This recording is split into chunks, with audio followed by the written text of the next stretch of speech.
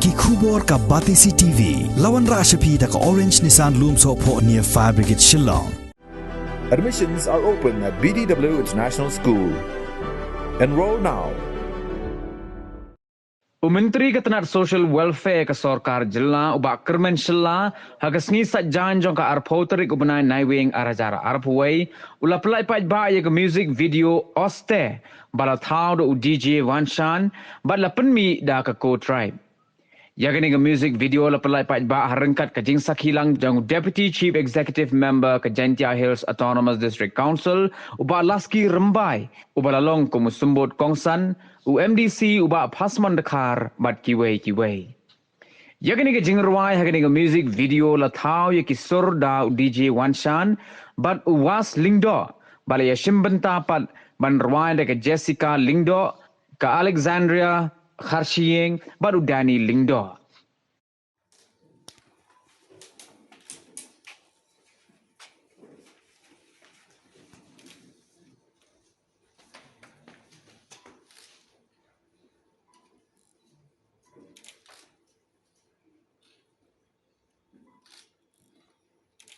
But next came on a music video one day.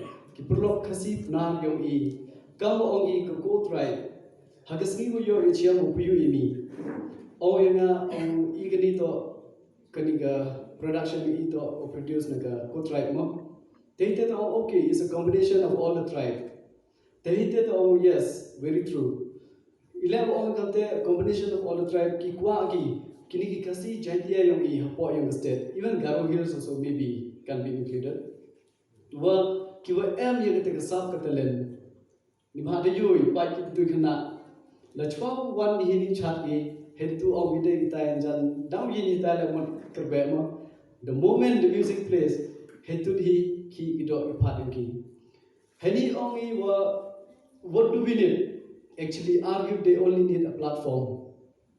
Where if they have a platform, actually talent they already have it. We are very fortunate to have YouTube, a platform for everyone. Your platform, if you have a talent, record it, show to the world. Then the world will know you, and then you'll get a support from everyone.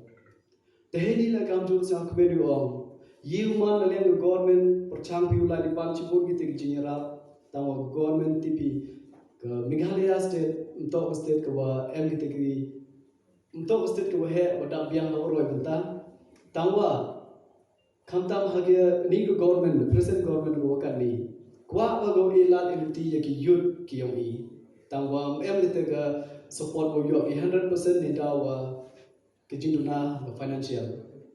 But next year me wadang pui ki por wa yo pi kita ki assistant ng government